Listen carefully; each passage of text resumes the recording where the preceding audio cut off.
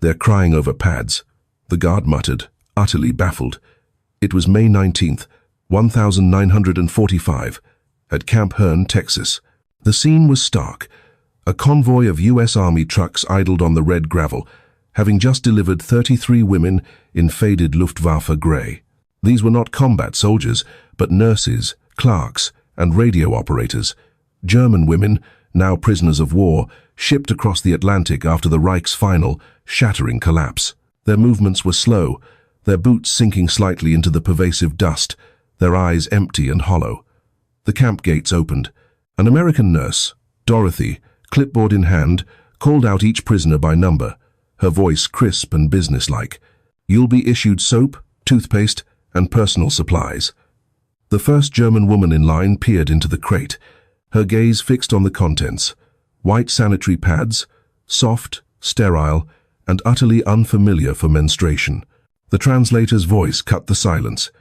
Single use. Silence hung heavy, a thick, confusing blanket. Then, one of the prisoners, Clara Eisen, whispered, the sound barely audible, Einmalig wegwerfen? The American nurse nodded. Yes, dispose of it after use. A sudden, brittle, nervous laughter broke out among the group. Some women instinctively covered their mouths, a reaction to the sheer, unbelievable absurdity of it. Others simply stared, confusion clouding their tired faces. A few, without understanding why, began to cry. For years, they had lived a different reality, boiling old rags in buckets, desperately trading scraps of linen, carefully hiding infections from officers, all while cotton was strictly rationed for ammunition. And now, here, in a dusty Texas camp, they were being handed something so fundamentally wasteful it felt impossible. The interpreter, observing the profound, visceral reaction, shook her head gently at the guard. No, she corrected softly. They're realizing what they lost. Beyond the wire, American trucks were efficiently unloading crates of Coca-Cola and bars of soap. Swing music drifted easily from a distant loudspeaker.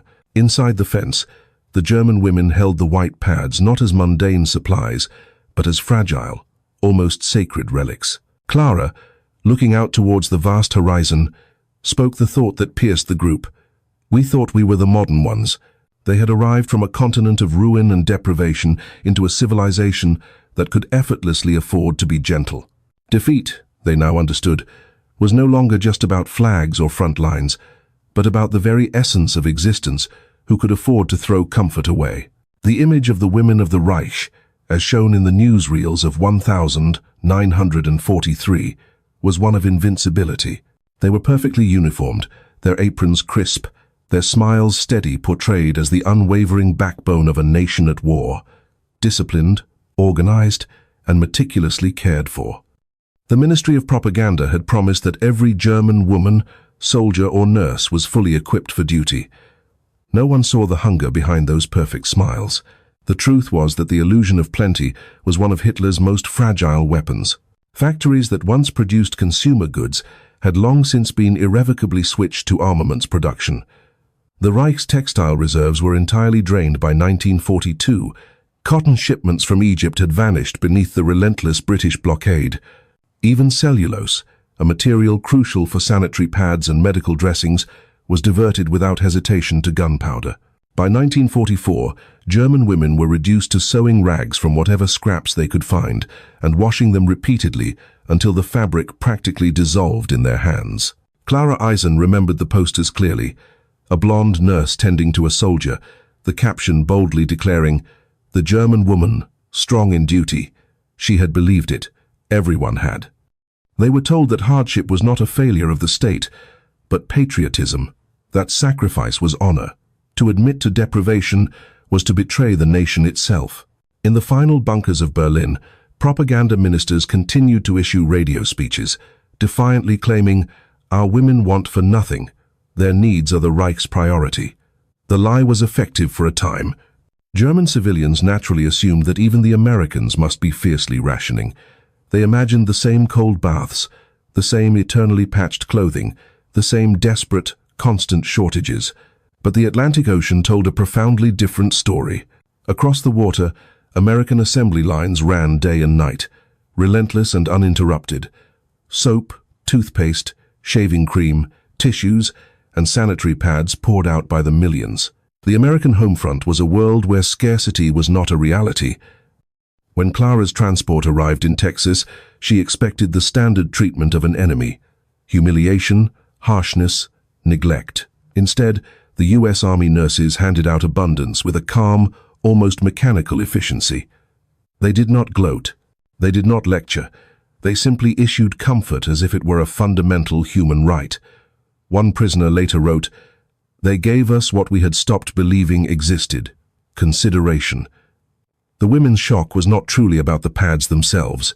It was about what they represented: the final, definitive crack in the illusion that Germany was self-sufficient, and the sudden, devastating revelation that America's strength lay not just in weapons, but in a vast, ordinary kindness sustained by industry. In that moment, the myth shattered. The empire that had prided itself on ultimate order had been undone by a simple box of hygiene supplies. The truth ahead was clear: the story of how one Texas camp would expose the real arithmetic of civilization. In 1940, Germany had committed to total war. Every single gram of cotton, every ounce of rubber, every scrap of cellulose was ruthlessly redirected to the front. Civilian comfort became a luxury the Reich could no longer, or perhaps chose no longer, to afford. In Berlin, textile factories, once sewing dresses, now produced gauze for the wounded. Cellulose, once destined for sanitary pads, went directly into cartridge, wadding, and explosives. Hospitals reported alarming rates of infection among nurses and auxiliaries, yet the shortages remained relentless. Women desperately reused what they could, boiling rags late at night, patching them with old uniform scraps. The very concept of disposability vanished entirely from daily life. Across the Atlantic, the American homefront existed in another universe entirely. War had never reached its shores. The factories of Wisconsin, Ohio, and New Jersey hummed without interruption. Kimberly-Clark had perfected a new, highly absorbent pulp called cellar cotton, originally designed for field dressings, but quickly and smartly adapted into sanitary pads for the Red Cross and civilian women alike. By 1944, American plants were producing over 4 billion pads a year. Railroads carried bales of pulp south toward the ports and prisoner-of-war camps, part of the exact same supply network that fed and equipped millions of soldiers overseas. In the U.S., women's hygiene was considered not an indulgence, but a factor in productivity. The Office of War Information called it necessary to efficiency. Posters urged female workers to stay clean, stay strong, stay on the job. In the Reich, cleanliness was purely moral propaganda, an ideological virtue. In America, it was simple logistics. Every single object reflected two fundamentally opposed philosophies. The German system pursued a highly ideological purity, controlling scarcity to centralize power. The American system pursued comfort through mass production, distributing power through a relentless, steady abundance. When the German women arrived in Texas, they met a civilization that could waste, but in this context, waste was a symbol of strength. To have enough to casually throw away was to exist in a realm beyond desperation. Each pad, each bar of soap, each toothbrush was a direct byproduct of a vast industrial lattice. Timber mills in Oregon, paper plants in Illinois, rail freight moving seamlessly across 30 states. These were not mere luxuries. They were evidence of a society that could sustain decency, even while fully engaged in total war. For Clara and the others, the discovery was shattering. They realized they had not simply been fighting soldiers. They had been fighting an entire civilization of supply chains, one capable of preserving human dignity even while conquering continents. In Germany, women had endured the arithmetic of scarcity. In Texas, they witnessed the mathematics of comfort, and those numbers were impossible to ignore. The war's balance was not solely written in tons of steel or tanks produced. It was quietly buried in far quieter figures: pulp, soap, calories, hygiene, numbers that ultimately revealed which society could keep its people human under immense pressure. In 1944, the United States produced a staggering 5.2 million tons of paper pulp, while Germany barely managed 1.1 million. Of that German total, nearly half was immediately consumed by ammunition packing and field dressings. For every German woman fiercely rationed to 3 ounces of cotton a month, American factories were turning out enough cellulose to make sanitary pads for both soldiers and civilians, with a significant surplus to spare. The American Red Cross was shipping 2.5 million hygiene kits per month across oceans. Each kit contained toothbrushes, soap, and sanitary supplies, the exact same items issued to the prisoners of war. There was no separate inferior standard for enemies. In stark contrast, German field hospitals recorded shortages so severe that nurses were forced to cut bandages into quarters and rewash them repeatedly until they entirely dissolved. The numbers exposed more than just efficiency, they exposed philosophy. At Camp Hearn, quartermaster logs told a damning story. 0.5 ton of soap was distributed weekly to roughly 1,200 Axis prisoners. That single camp consumed more hygiene material in a month than some German towns could access in an entire year. Even the calorie math favored America's abundance. A German civilian in 1945 survived on barely 1,200 calories per day, while a US POW received 3,200. This was not generosity but policy. Washington believed order came from nourishment. Berlin believed order came solely from obedience. Industrial superiority was not an accident, it was an equation. Massive pulp mills in Wisconsin, chlorine plants in Michigan, and endless trains feeding factories in New Jersey, all connected by schedules that never once faltered. In Germany, bombing raids erased entire cities. In America, production records broke new peaks every single month. A Red Cross observer visiting Texas noted simply, "They do not understand how comfort can exist in war." But the data made it absolutely clear. Comfort was logistics, and logistics was power. The difference between 5.2 million tons of pulp and 1.1 million was not just paper. It was the measure of civilization itself. Germany fought to the last shell. America produced enough to pad every wound and still have softness left over. Not domination by firepower, but domination by cellulose and care. Numbers that did not kill, but quietly, unequivocally declared who had already won. The desert wind outside Dallas carried the smell of hot sand and diesel. Inside the wire of Camp Hearn, discipline was strict, yet calm. The guards no longer anticipated escape attempts. The war was over. What remained was the quiet, ongoing management of health, order, and morale. Each morning, American nurses distributed the hygiene kits through the barracks. They meticulously followed the same checklist used for Women's Army Corps units: soap, toothbrush, toothpaste, powder, sanitary pads. The Germans lined up, still profoundly unsure how to react to this routine abundance. Clara Eisen stood near the front. She watched the American nurse, Dorothy, mechanically handing out the packages with a profound, almost impersonal kindness. When Clara received hers, she whispered, the words filled with a mix of gratitude and confusion, "You treat us as women, not prisoners." Dorothy smiled, offered no reply, and simply moved on to the next person. Later that afternoon, in the mess hall, the German nurses opened their kits together. The pads were thick, stark white, wrapped in crackling cellophane that sounded like something from another lost century. One of them laughed, a bitter, hollow sound. "We used to cut rags from uniforms for this," another answered, the realization sinking in. If they can spare cotton for these, imagine what they can spare for their soldiers. A Red Cross liaison observing the scene wrote home, "They cried over Kleenex. I never thought a box of pads could silence an entire barracks." That night, Clara sat on her bunk, holding one pad in her hands. It wasn't just about hygiene. It was proof that the enemy could afford compassion. The Reich had demanded sacrifice as a duty. America offered comfort without even asking for loyalty. For the US Army, this was not a lapse. It was policy. Headquarters in Washington had ordered humane parity for all prisoners. Every POW was to receive the exact same sanitary allocation as American troops. The reasoning was practical. Clean prisoners required fewer medical supplies, but the effect was powerfully psychological. The women began to talk differently. Suspicion faded. They volunteered for camp chores, assisted in the infirmary, and shared songs with the American nurses. Within weeks, the atmosphere softened from outright defiance to a profound, uneasy trust. Clara later wrote, "I did not change sides. I changed understanding. We fought for a nation that told us deprivation was duty. Here they taught us that abundance could be mercy." The Texas camp became a quiet laboratory of cultural shock, a place where the reality of defeat was absorbed through soap and cellulose. No gunfire, no interrogation, no propaganda. Just the arithmetic of kindness, a system so efficient it could afford to be gentle.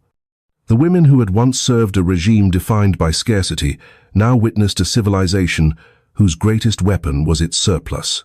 And in that stunning discovery, the very foundations of their faith in the Reich began to dissolve.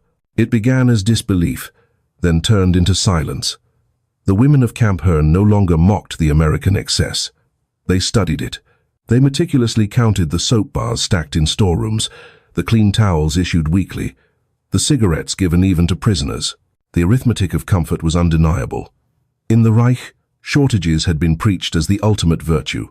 Propaganda posters told citizens that every scrap serves the fatherland. Women were praised for mending, for saving, for enduring. They had believed suffering was the proof of patriotism. But in Texas, they saw a different equation. Abundance created order, and order created calm.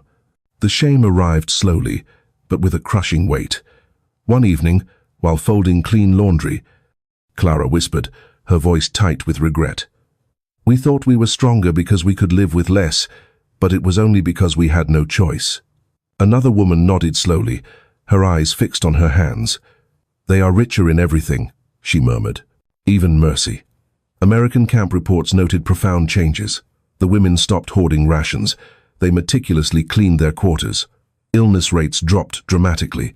The steady supply of soap and pads, once a minor logistical detail, became a quiet, irresistible force of transformation. Red Cross inspectors noticed the shift as well. One officer wrote, "Humanness sustained through logistics has done more to pacify than any lecture on democracy." Outside the wire, the world they once served was utterly collapsing. In Hamburg and Cologne, women carried buckets to the river because plumbing had failed. In Hamburg, hospitals were forced to sterilize bandages over bonfires made of furniture. Cotton was priceless. Soap existed only on the brutal black market for a single bar. One could trade an entire week's bread ration. Inside Germany, victory had never looked like this. The regime that had promised 1,000 years had burned out in 12. Cities were skeletons of concrete. Rail lines were torn. Factories were silent. The ideology that worshipped purity had left nothing clean. Across the ocean, American soldiers packed for home, leaving behind warehouses full of goods that Europe could no longer even imagine. At Camp Hearn, the weekly deliveries still arrived on schedule. Boxes of soap stamped Quartermaster Corps, crates of Cellar cotton, toothbrushes by the thousand. To the Americans, it was routine logistics. To the German prisoners, it was civilization functioning without interruption. When repatriation orders finally arrived in November, Clara Eisen and a group of nurses boarded a transport ship at Galveston. The vessel, built for troops, was spotless. Every bunk had a pillow, a blanket, and a personal hygiene kit. Meals were hot and regular. The ship's corridors smelled faintly of disinfectant and coffee. One night on deck, Clara watched the Gulf fade into darkness. "If this is how they treat their prisoners," she said softly, the question hanging in the air, "how must they treat their own?" When they reached Bremerhaven, the silence struck first. The docks were blackened ruins. The air smelled of coal dust and decay.